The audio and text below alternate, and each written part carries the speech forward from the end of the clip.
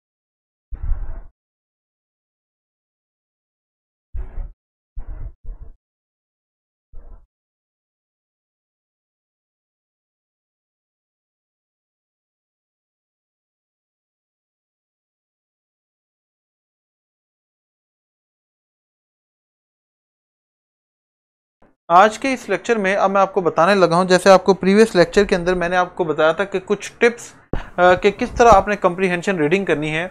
आज आपको बताने लगा हूं कि आप अपनी वोकैबुलरी को कैसे बिल्ड कर सकते हैं, या कंप्रीहेंशन का पैसेज पढ़ते हुए किस तरह। देखें, अब ये पॉसिबल नहीं है कि आप एक पैसेज पहली दफ़ा पढ़ें और उसके अंदर जितने भी वर्ड्स यूज़ किए गए हैं उन सब वर्ड्स के आपको मीनिंग पता हो।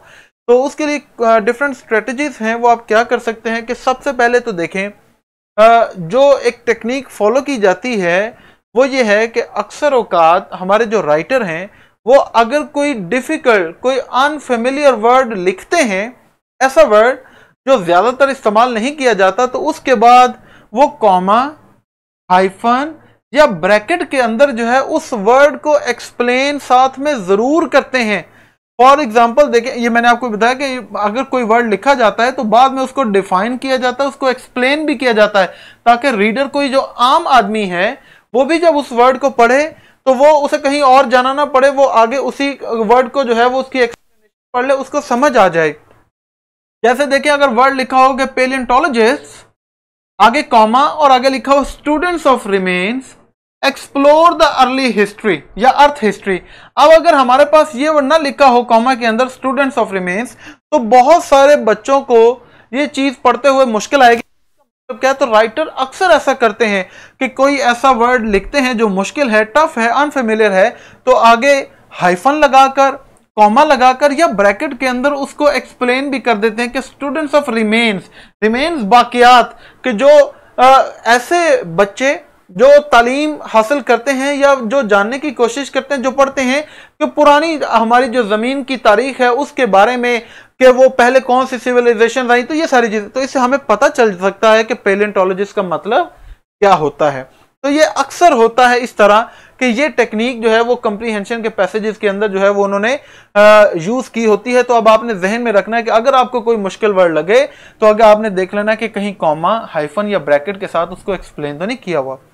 दूसरा है कि देखें कि समटाइम्स ये टेक्निक इस्तेमाल नहीं होती।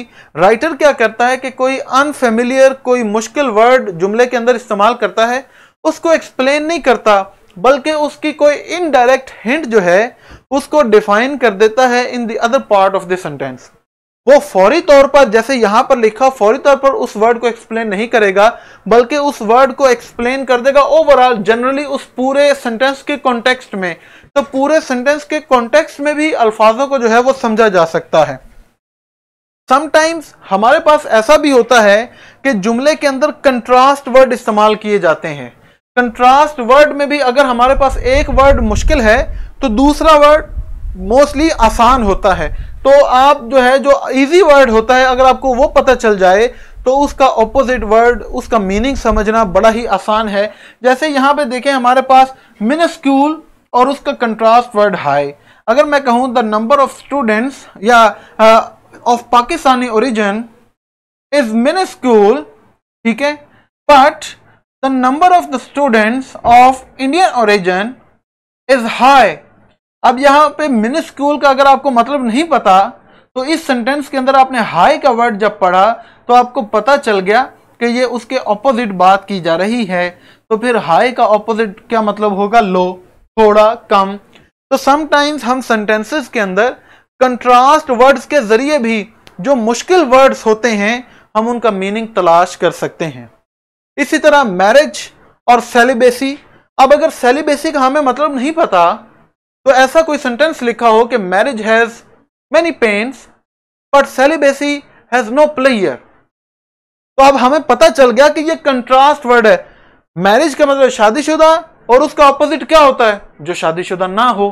तो सेलिबेसी का मतलब क्या हो गया? लोनली, कवारा, ठीक है, बैचलर। तो हमें ये कंट्रास्ट वर्ड के जरिए जो है वो हमें मीनिंग्स का अंदाजा हो जाता है। तो ये भी टेक्निक जो है वो पैसेज के अंदर अपनाई गई होती है। चौथे नंबर पे है हमारे पास सेमीकोलन। सेमीकोलन क्या करता है कि दो ऐसे सेंटेंसेस जो एक ही तरह के होते हैं, जिनके अंदर जो रैंक है, जो उनका जो मेरिट है वो सेम है, कि एक ही तरह की बात की जाती है। तो अगर सेमीकोलन के जरिए एक ऐसा सेंटेंस जोड़ा हुआ है जिसके दो पार्ट्स हैं, और उसमें अगर आपको एक पार्ट टफ लग रहा है और एक आसान लग रहा है, तो जो आसान लग रहा है समझें कि दूसरे पार्ट का भी तकरीबन यही मतलब है। ठीक है, उसके अंदर अगर पहले पार्ट में नाउन वगैरह इस्तेमाल हुआ या एडजेक्टिव इस्तेमाल हुआ है तो दूसरे पार्ट के अंदर भी उसी तरह नाउन या फिर एडजेक्टिव इस्तेमाल किए गए होंगे। तो ये बहुत आसान है। ये आपने जैसे कि some write with a word processor, others with a pen and pencil। तो नाउन आगे भी नाउन, तो अगर जुमले के एक हिस्से में नाउन इस्तेमाल किया गया है तो जुमले के दूसरे हिस्से में भी नाउन ही इस्तेमाल किया जाएगा। तो ये भी एक तरीका है कि अगर आपको अल्फाज की समझ नहीं आ रही और वो सेंटेंस जो है वो सेमीकोलन के जरिए लिखा गया है तो आप वहां से भी उसको तलाश कर सकते हैं कि इसका मीनिंग या इस कॉन्टेक्स्ट में हम कैसे इसको बयान कर सकते हैं।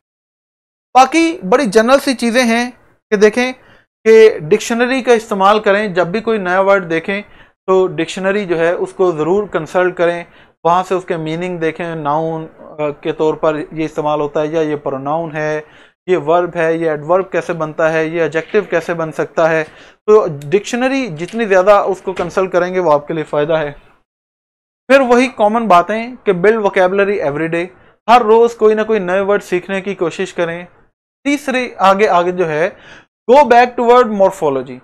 ये बहुत ही बेहतरीन तरीका है ग्रामर के अंदर जो है या लैंग्वेज के अंदर वर्ड्स को सीखने का।